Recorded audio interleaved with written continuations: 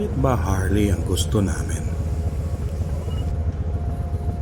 Ang Harley kasi ay may matagal ng history and is, kumbaga, parang freedom and invokes rebellion. Iba din talaga ang tunog ng Harley. Very distinctive, machong-macho, and coupled with a very powerful engine. Kaya ang sarap ng feeling. Parang nang mamasyal lang. Chill ride. Ang Harley kasi reflects your personality. Ang daling i-customize. Walang mali. Ikaw nang bahala.